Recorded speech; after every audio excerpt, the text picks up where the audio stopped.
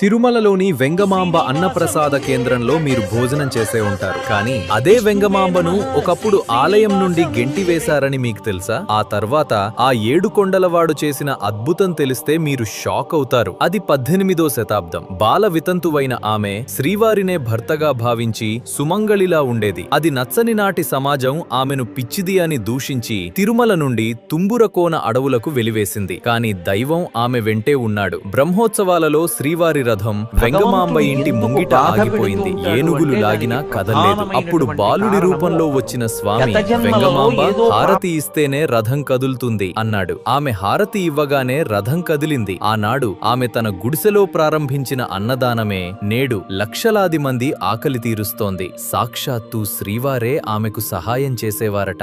నేటికి రాత్రి ఏకాంత సేవలో వెంగమాంబ ఇచ్చే ముత్యాల హారతి లేనిదే ఆలయ తలుపులు మూయరు. లోకం కాదన్నా